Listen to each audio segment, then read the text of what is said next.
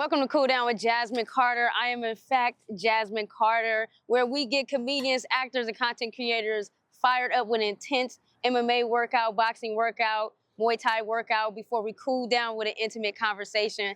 Life be lifing sometimes, and martial arts has provided me a safe space where I could just release mentally, physically, and leave it all on a mat. So I wanted to provide the same type of release for your favorite actors, comedians, and content creators. So today, my guest, I have the one, the only, Keenan Baker, everybody. Keenan, bringing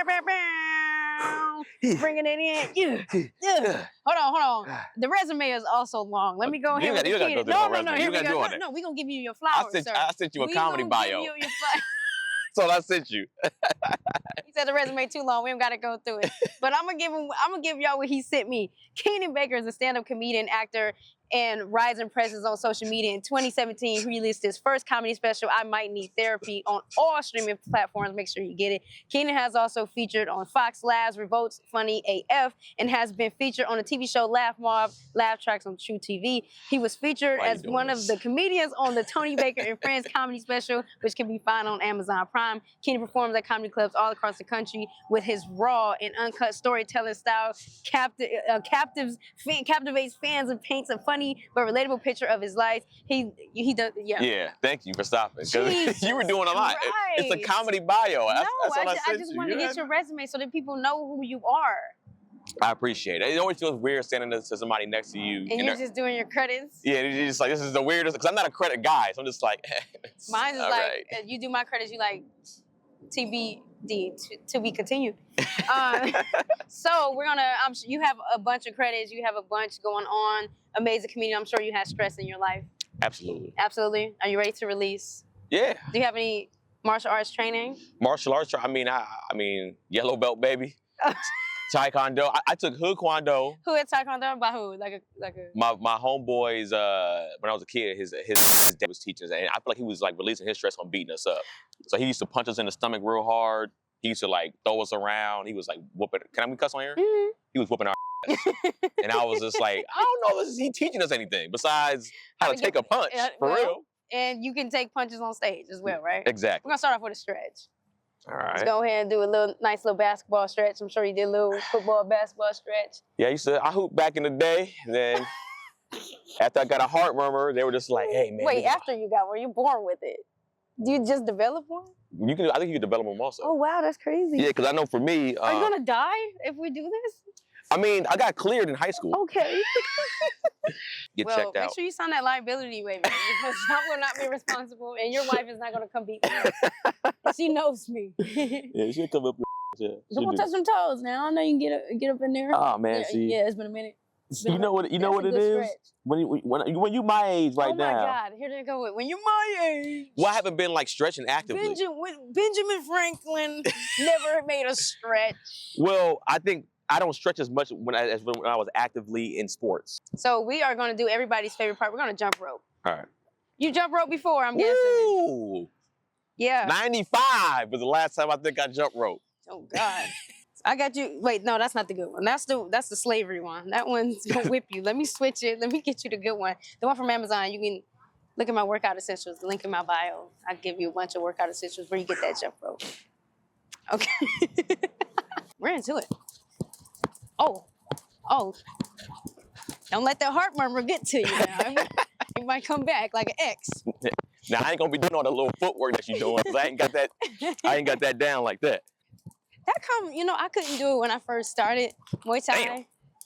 He's struggling. He's struggling over there. But you know what's not struggling? That beard. That's a nice beard. I appreciate it. It's all I got now since the hair on top is gone. He has no hair on the top. I didn't want to say that was struggling because that's just not nice. I mean, you've taken plenty of shots at my hairline before. I have? Yeah. Me, Jasmyn Carter? No. Me? Yeah. That's rude. In sketches. Oh, well, that don't count. In real life? Oh, no. That don't count. Jump rope ain't no hoe. No, it's not. I low-key might add this to my... You should. Yeah. All you need is 2 rounds, 3 minutes each. That's it. Had these calves. So you want to surprise your wife with some heels one day. Oh, no, I ain't doing all that, but... Heels used to be for men, to keep you in the horse. But I will say, This is like a good arm workout. Forearm. Leg. And your shoulders. Shoulders, cardio. I feel like too, when you do something long enough, your body gets used to it. I feel like if I get back in the swing of this, that's not gonna be a problem. No, all you need is a week. You'll be ready to I'm sorry I didn't take the meat out the refrigerator. Sorry, mommy. Ooh, was that it? No. Oh, damn. Jesus, Keenan. I hate switch lunges. Y'all see me jump roping like it's easy, and it is for me. But these switch lunges, all right. You ain't got to run miles to have good cardio. For sure. So when's the last time you got a whooping? What'd you say? A real whooping? What's shit. a fake one?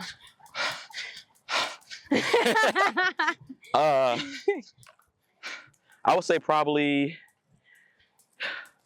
young teenage, because after a while, my dad started beating us like grown men. Oh, I never understood that.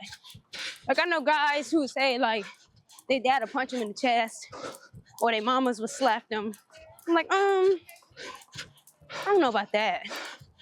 Yeah, so once it got to that point, he was like, we're too old, or we're just too big.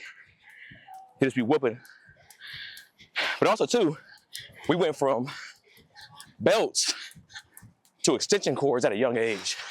Yeah, definitely. My brother's got extension cords. I don't condone whooping people, but they worked for me, okay? They worked for me. I'm like, I'm never gonna get in trouble ever again. And didn't. Yeah, I was a good kid, but I still had like some bad influences.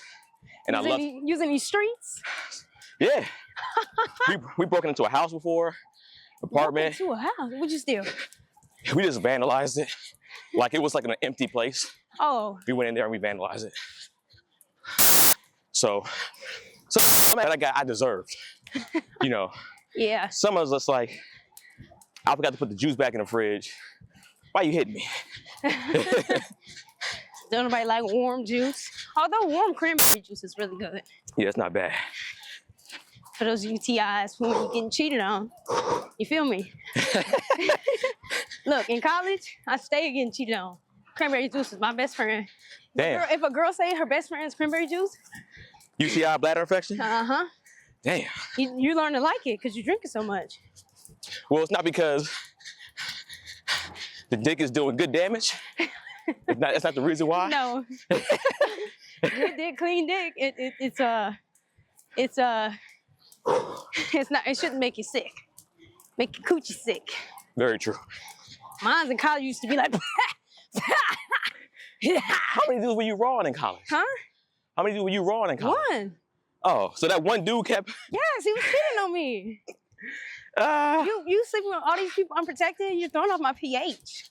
Damn. Yeah, I was never a person that liked to sleep with a bunch of. He gonna say how many dudes you were on in college. I mean, it sounded like he was getting it in. No, I was a good girl, and am still. So I know if I had a roster, that's 3 it would be it would essentially just be probably one girl that I liked the most. That you was wrong? That I probably rawed. I'm like,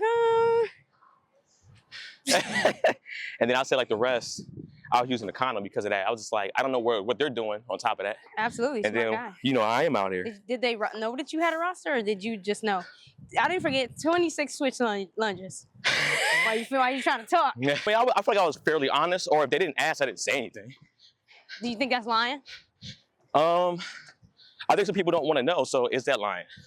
So it's like, if they don't want to know, you know, what is that? Oh, that makes sense. You know? Me, I'm gonna tell you. Because it's like. I'm cheating. I'm just kidding, I don't cheat. But what's also too is like, is it cheating? It's not cheating. Right, it's like if we just messing around, essentially like if they ask me, I'll be honest, I wouldn't lie and say, oh, I ain't got nobody. You'd be like, what? No. I'll be like, yeah, I mean, I'll be like, I see people I'm talking to, but do you want to know what the deal is or not? And they'd be like, don't tell me, don't worry about it. I'm like, First drill, we're gonna do it. 3 minutes. Defense. Offense sells tickets. Defense wins games. I am just going to throw a punch at you. Standing fight stance. What are you? You want to slip out the way, right? Mm-hmm. Make sure this hand is still up there. And as you slip, you're gonna throw a Hook. Not a hook, straight. So throw your one at me. Boom. My one. Right? That was my two, but Your two? So you step out here. Actually hit me there, so boom. yeah. So I'm throwing it at you. Okay. Then we'll switch. Whoa, I'm throwing it at you. You said you throwing it at me? I'm throwing it at you, Keenan. So I wait for you to throw one Yeah, first. why you hitting me? You said throw. What do you want me I said I'm gonna throw it. No, you said no. You said it's your hit. You hit me. I'm hitting you. You said you hit. I'm I hitting hit you. Yes, but after I throw it, not just punching me, Keenan. Okay. So what do we? This guy.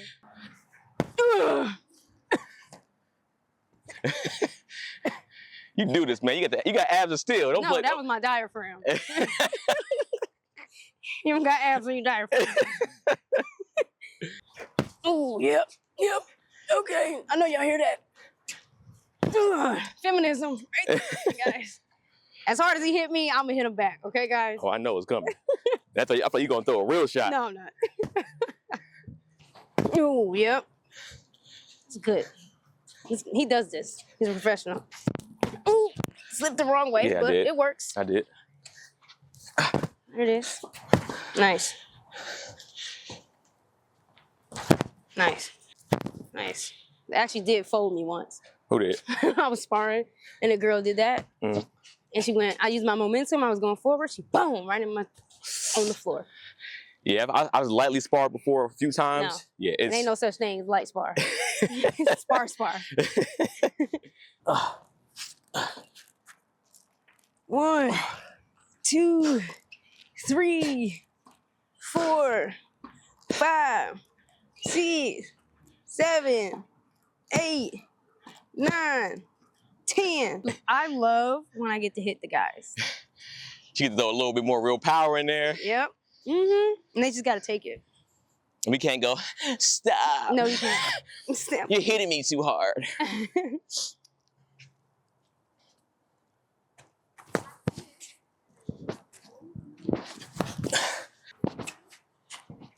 Ooh, hold on. He kind of quick.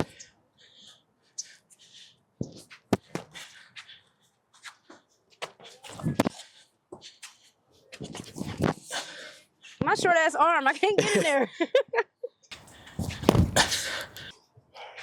There we go. 10 push-ups for me. We all serious as Jazz?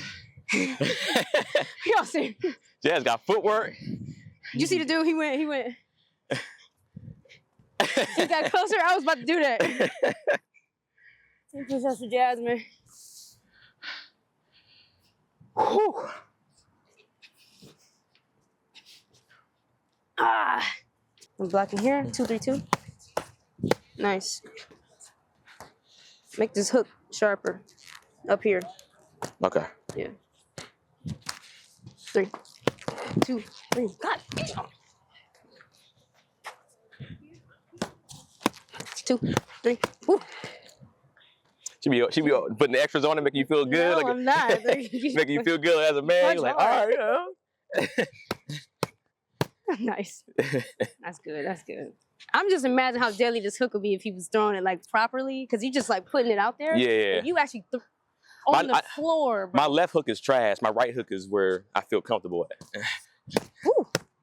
Yeah, I saw it. You see me almost go to sleep? Ooh. I'm scared. Would you rather have speed or power?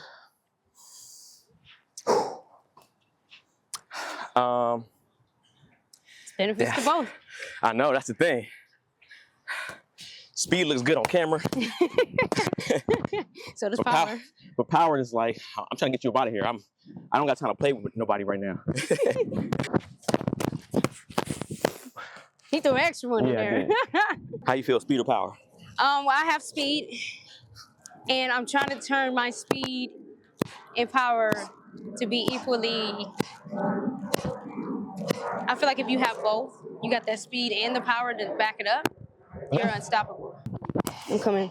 5, 2, 3, So when you do your 5, you offline, right, guys? So you here, stay offline for the 2, the 3 brings you back on.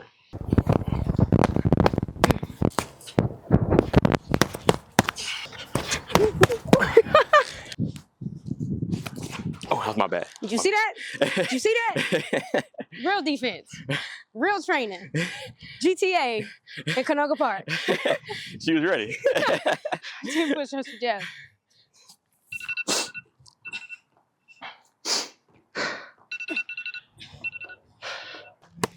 Bro, there you go. Difference between boxing and Muay Thai. Boxers, they can do that. Muay Thai, you might catch a knee. So depends on what you're doing. We're doing boxing here, so it works. Nice. Cover 62. Nice. Cover 5. 2 roll. Woo! Nice. 2 roll again. All right. When you come back, 2 roll 6 3 2. 2 roll 6 3 2. There you go. There you go. One more time. One more time. 2 roll 6. Oh. Yeah. 3 2. You got it. Okay. Yeah. 2 roll. Boom. Nice. There you go. Other way. Other way. Nice. Slip 2. Nice. Nice. 10 push-ups. Ha ha. That ends the workout portion.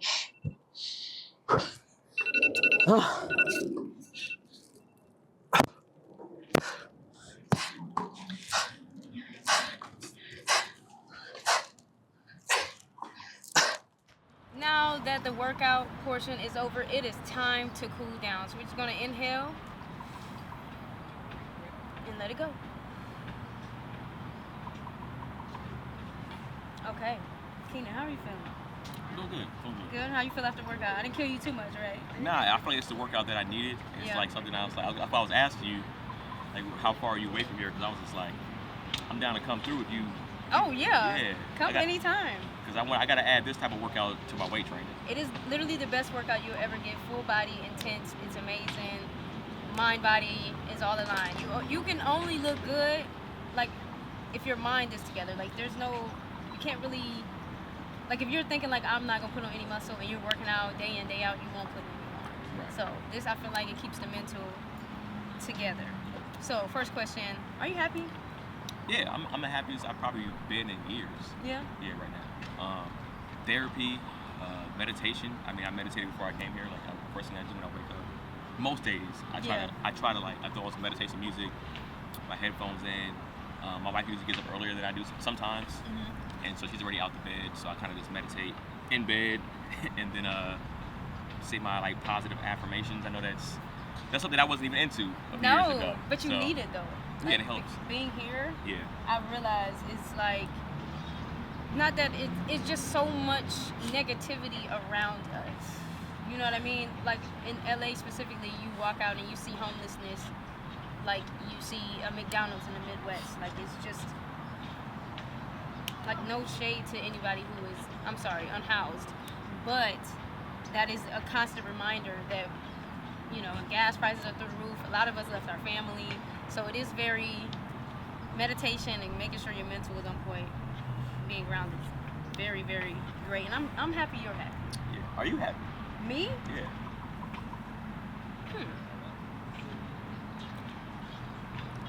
I'm asking the questions. It's your show. I was just saying, you know, we homies, so I want to know, like, you know, beyond our careers, I always try to ask my friends, I'll be like, hey man, how are you doing mentally? Like, don't worry about telling me, oh, my next show is here. I don't care about all that. Not that I don't care, but it's just like, this is more important to me. I think I am happier than I've been in a long time. I think happiness is a journey that I am on. For sure. And I think the journey has peaks and valleys, like everything, anything. So I feel like a lot of people think of happiness as a goal, like an end thing, but it's a constant journey. So I am happier than I've been in a very, very long time. But I struggle heavily with depression and anxiety. So the happiness, when it comes, is there, and when it's not there, it's not. It's bad when it's not there? Yeah, it's pretty bad. Like, it's like, I get on my own nerves sometimes, honestly. I'll be like, girl, like, relax. But that's just something that I know that I have to deal with and make sure I'm monitoring. But overall, I'm better. It got a little dark there a couple days, but I'm good. Do you feel you can express yourself authentically as a black man? Do you feel like the freedom to be able to express yourself? Whatever that may look like. Happiness, joy, anger, whatever. Or just being you. Like if you wanted to not be on all the time. I feel like I do a pretty good job of not being on all the time. I try my best to be my authentic self as much as possible, but I can say that I don't necessarily feel that I can always fully express my vulnerability. Why?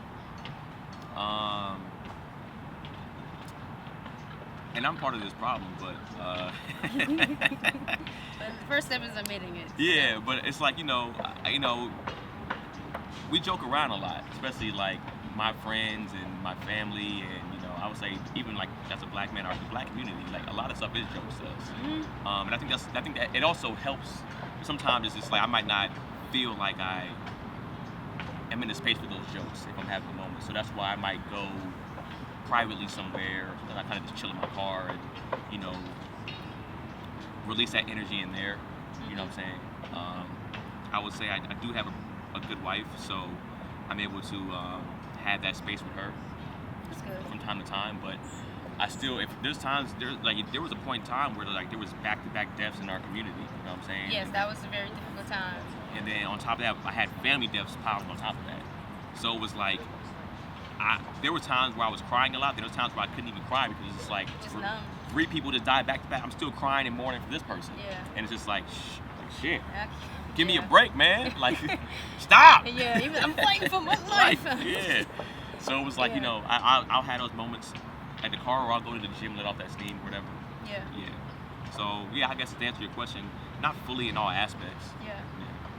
What does being able to express yourself authentically as a man, as a black man, and just as a person outside of comedy look like to you? Like if you had that space, what does that look like? Like your ideal space. We'd be able to kind of like, we can let the moment happen and then maybe joke about it afterwards. Let some time pass. Yeah, like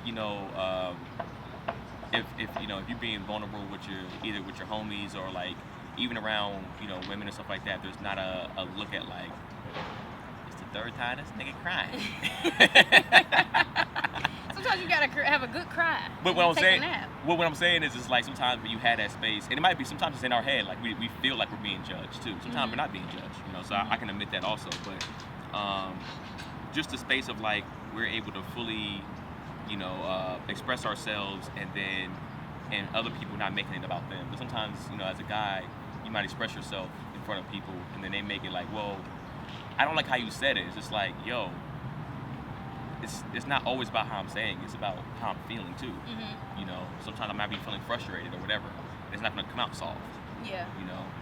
So having that safe space to be able to do that and be like, yo, I'm not attacking. It's not an attack.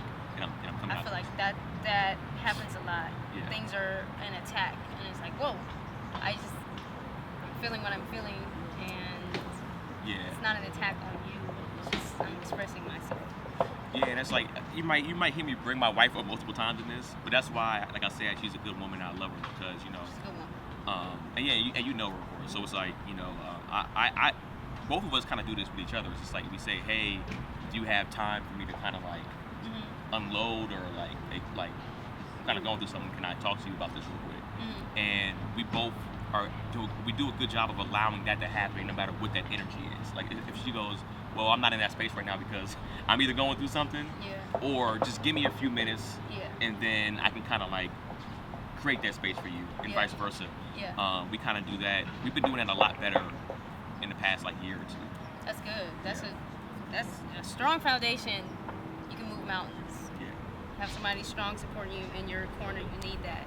I know that a lot of times men. I have 4 brothers, and I know that they have a very difficult time expressing themselves. But I notice, and myself included, they and I feel comfortable in the barbershop. Mhm. I feel like a barbershop, everybody jokes about this, is a common joke in the community. Guys do not leave their barbers. That is their homie. They're loyal to them, and it's like their therapy. I'm sure you grew up in barbershops as well. They're gone now. When I was going there, yeah. Not so much more, but why do you feel that the barbershop kind of has become a staple in the black community for black men to be able to express themselves? Well, sometimes you're dealing with older men in there, and if you have a barber that's probably been through life, Yeah. they're kind of like a little bit of a mentor. Mm-hmm. I do think as guys, like we can kind of receive information aggressively or like unfiltered, and we can be like, okay, this is what it is. Mm-hmm. And I just think that like sometimes when you're dealing with people that either understand you or been through what you've been through Mm-hmm. and look like you, it's just like it's easy to express at times. Yeah. I get that. So I guess it's like what happens in the barbershop stays in the barbershop. We know it's supposed to like not leave. You know, they might talk about your business when you're gone in the barbershop still, but Yeah. you kind of have it in your head to where it's just like it doesn't leave this area. Oh, it doesn't. The things I've heard in the barbershop, like especially when I was younger, I won't repeat. Yeah, and it's kind of like an unspoken rule. I never was told that. I just went to the barbershop. My dad didn't prep me or anything like that. No. I went and I just knew for whatever reason. Yeah. I learned a lot about men. Yeah, and in the I think barbershop. it's a good space. Like if you go there, I feel like for the most part, dudes are gonna still be unfiltered even if a woman steps in. Oh, it was ridiculous. Yeah. It was ridiculous. Maybe if like a super bad one comes in, they might try to like show off a little bit so they're not fully expressing themselves. Is he saying I'm not a super bad one? No, not like that. I'm saying like you know when you know what I mean. It's just like you'll see dudes kind of peacocking a little bit. You know what I'm saying? Yeah. So it's just like they kind of like poke their chests out and they're trying to like be a little bit more machismo. Mm-hmm. But like I do feel like for the most part they'll still be pretty unfiltered in that sense. That is very true. You spoke about your dad multiple times today. Do you think that a single parent can do it all? I know this might be unpopular, but no. Every person that I ran into that has been raised by a single parent is missing something. Mm-hmm. You know, if you're raised by a single mother, there might be some masculine traits that you might miss. Mm-hmm. If you're raised by a single father, there might be some feminine traits that you might need to know how to speak to women a certain way, especially as a guy. Mm-hmm. Like, you know, I learned some stuff from my dad how to speak to women, but my dad was also he was also rough around it. He was also teaching me the pimp ways, you know what I'm saying? So those like ways I probably didn't express myself well or wasn't emotionally available to women because I didn't have that around. Mm-hmm. You know, so I think that it's like even when you have like a male coach around, if you didn't have a father figure, they can only do so much. They're not at the house with you. Yeah. You know what I'm saying? But yeah, I mean, so I know this is gonna be unpopular, and there's probably gonna be some single parents out there like, nah, well I did it all. But like, in all honesty, when somebody else talks to your child and deals with your child, just ask the person that's dating your kid. They're gonna be like, hey man, Hey mama. hey, Oh no. something a little off about this one. Son or daughter, you know what I'm saying? Not just. That's facts. Yeah. I know that I was raised with two parents in the household, but my mom was much more active than my dad. And I felt like I'm missing things. Like, because my mom was doing most of the stuff for us, I was like, man, I really went independent. Like, I don't want to depend on, like, these dudes for nothing, because my dad wasn't doing nothing. And I think, again, like, if you're raised by one parent, you just can't do it all. You just can't. It's unrealistic. It would be better to have two parents, or just some type of parental figure in the life, both, you know, masculine and feminine energies or whatever. But it's tough because nowadays, I think even when you have both parents, and if both parents are working hours, like 40 hours plus a week, like you're gonna still be missing something. Oh yeah, my mom worked a lot, but Yeah. she would make sure she had time. But it was just, I don't know. It's just hard. I think it's still just hard to create that much time. And if you say you have 4 brothers, are you the only girl? I have 2 sisters, but we kind of like 4 of us grew up in the same house. It was 2 boys and 2 girls. It's a B. It was 2 boys and 2 girls that was raised all at the same time, and then I have siblings from other parents and whatever. And we kind of just like kind of like when my mom wasn't home, we kind of just like did stuff together. Well, yeah, I mean, I had an You're older... raised by your peers also. Right, yeah, so like my brother, he's only 17 months older than me, but like he was essentially a second parent, parental figure. So it was like, you know, my dad being a single parent, when he was at work, you know, and he didn't get off at a certain time, we was already home from school. So my brother had to give me something to eat, you know, make sure I was good, make sure I started on my homework. If I was acting up, he put hands on me, you know, disciplined me. Wow. You know, so it was like, you know, I had that other parental figure, so I always, you know, and my mom, she was there early on. She just left like around maybe like 10 years old. And so she was like long distance, but like, yeah, I never was able to, I would say the figure that I had here that was like a womanly figure was one of my friend's mothers. And she, like when we would go over her house, she was African too, so she was like, you know, She got y'all together. She didn't play that crap either. But there was still some energy there about like how you should, you know, some of the stuff with women, which I picked up some things and some things I just didn't. Yeah. Makes sense. But that's important in therapy. You can unpack all of that, and then you can learn from. For me, I started to be like what I lacked. I thought of my ideal, what I would want, and I seeked out that. You know, it has to exist somewhere, some way, shape, or form, and then the acceptance of, okay, I won't have this, and this is who I am in this moment, and I have to work with that and do the work to put together the pieces of what I'm missing. It's important therapy. Yeah, and I think that's what it is. It's like I got to a point where I was like, I want to grow. I want to learn more about myself and be a better person. And I've been in therapy since 2019, and you know, I made sure. I mean, I ain't gonna lie. I made sure I seeked out a black therapist. As you should. As you should. And I felt like he just understood certain lingo, certain things that I knew. And he's an older guy. And I had a session last week, and he was just saying how he's just proud of me how I actually like would take his advice, and he's like, I've seen it in your growth.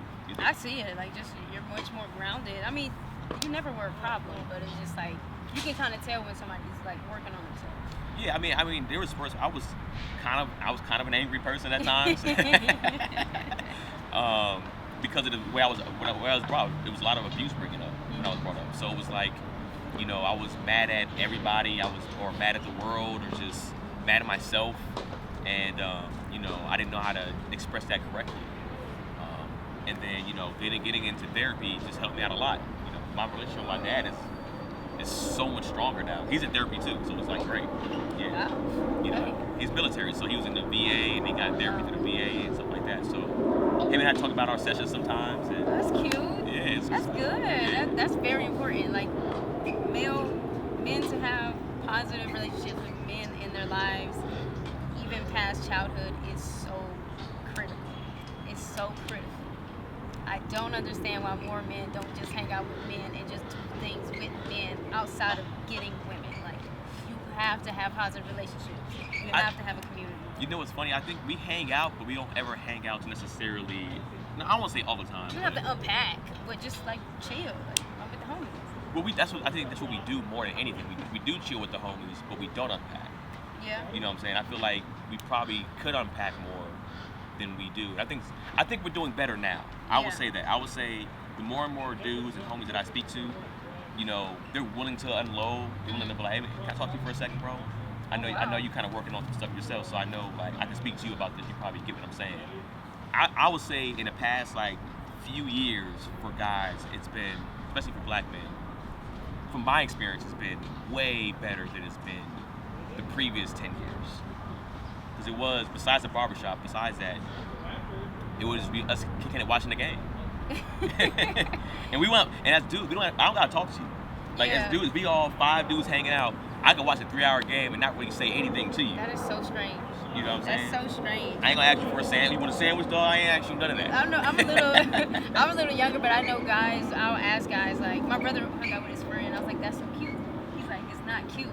I'm like, "Why isn't it? Y'all just went to lunch. And y'all, that's cute to me because I've noticed the younger guys, they would just hang out with guys to get girls. Yeah. And the same thing, they'll just sit there and watch TV or play the game and won't really say much. It's like, well, why don't y'all just go do something else that does not involve women or sports? Well, getting women's fun. Well, I mean, for some guys, it is a pastime. For some guys, it might be something to, so even something to bond over. I know it's just hard to explain as guys, as kind of, some guys do that. It's a conversation to talk about. You talk about your failures, what worked, what didn't work, you know what I'm saying? And you had those discussions, all right, maybe you can even try this, or you did that was fly, I might try that next time. But it might not work for you because that's not who you are, right. You know what I'm saying? So it's just hard to explain that getting women for some guys is a thing. But I do know guys are even, like my brother, they do things and they hang out and, he does like beer tasting sometimes. Ooh, that sounds fun. Yeah, and it's like, I know guys that, they go to cigar lounges, stuff like that, and, so I think there's not even a lot of spots for us to really do that besides the barbershop, and now these places are starting to pop up more and more now. These guys are speaking about what they want to do, so people are creating those spaces. I went to a cigar, I hated it. Is this not your thing? That's what I'm saying, it's not your thing. Yeah. But I did notice there was a lot more guys there. But they were older, but they were like just chilling and talking. I was like, oh, I've never seen this before. I feel like golfing is probably a thing that a lot of men are starting to get into, or they've probably been into, but I'm starting to see more black men get into golfing, and that's the place where they're networking, they're just talking about, maybe family and just bonding in that space.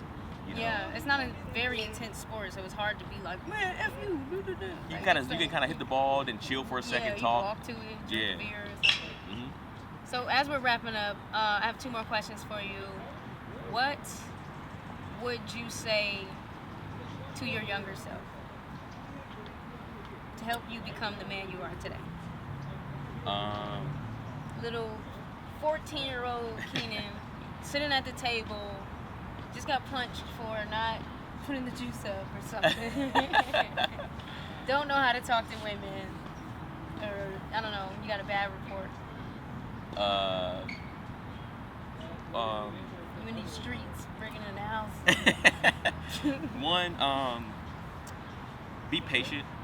Be patient with yourself. Be patient with other people. Try to be more disciplined in other areas of your life. Like, I might have been disciplined when it came to sports, but I wasn't disciplined in schoolwork. I wasn't disciplined with, relationships sometimes. I wasn't disciplined in probably even like just going hard in what I'm trying to do in life. Like it took me a while to get to this point, even in comedy, where it's just like I was locked in. Like when I started comedy, I was pretty locked in, but I would still say like I probably could have started comedy 5 years prior to when I really started. But it was other stuff that was distracting me, and I don't care what people think either. Like I was really big on that, how people looked at me, how I was viewed, and how they might think of my career's going. Like my career is my career. It's not what my parents want. That's not their. My life isn't their life. So I would say like those things, like don't let them press you into something that you don't want to do. That's facts. Y'all be pressured. Last question. Are you proud of you? Yeah, I mean now, before I was like, is it ever gonna happen?